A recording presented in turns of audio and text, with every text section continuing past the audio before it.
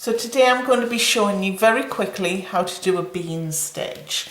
Now you can see here that this is my full of beans blanket. I'll pop a link to the free pattern in the description if you're interested in checking it out. But you can see that I have used the bean stitch throughout this blanket to create that gorgeous texture that you see in there. So it is a useful stitch to have in your stitch arsenal. There are two things to remember for the bean stitch before we get stuck into it. The first is that you need a multiple of 2 stitches to work into if you're doing whole rows or rounds of the bean stitch in a project. Obviously if it's just accents here and there, then you don't. So that's the first thing. The second thing is to be aware of your tension. Tension is important for this stitch. So it might just take a little bit of practice for you. And what I would suggest if you're new to the stitch is to just work up a washcloth just using the bean stitch. This is a cotton yarn that I have in my stash that I've just worked it up with. But you can see here that this one, I've deliberately kept it loose. The tension wasn't quite right. So my bean stitch ends up with little loops that might get caught.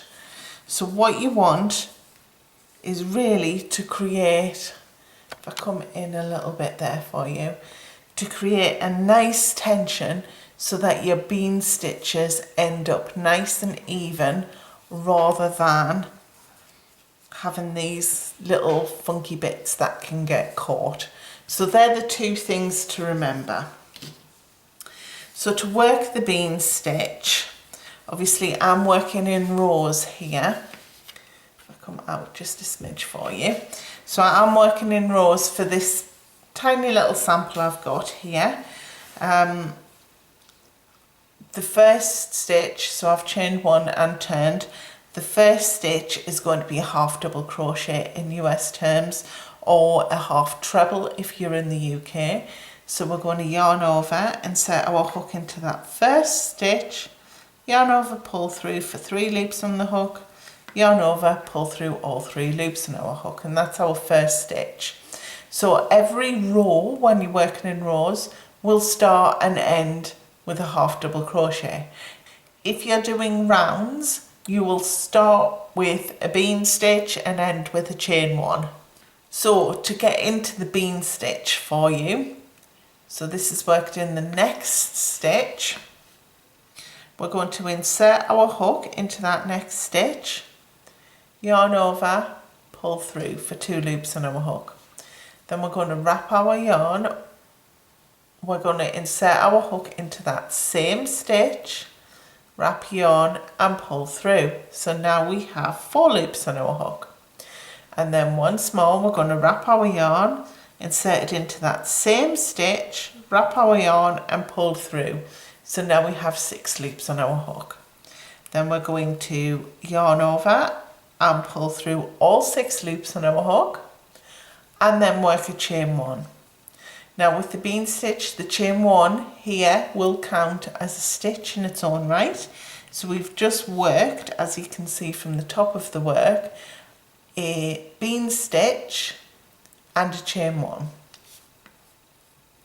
Then we're going to skip the next stitch and we're going to work a bean stitch into the next stitch. So insert your hook into that next stitch to be worked, yarn over and pull through for 2 loops on your hook. Yarn over and set your hook into the same stitch, yarn over, pull through, so now you have 3 loops on your hook. Yarn over, insert your hook into that same stitch, yarn over and pull through, so now you have 6 loops on your hook, and then we're going to yarn over and pull through all 6 loops, chain 1, skip 1, and we're going to repeat that process all the way along the row until you have 1 stitch remaining. So we've just chained 1, we're going to skip 1, then we'll work a bean stitch in the next stitch, chain 1, skip 1, bean stitch in the next stitch, chain 1, skip 1, bean stitch in the next stitch, chain 1, skip one, and then half double crochet in that final stitch of the row. So just super quickly, one more time, bean stitch.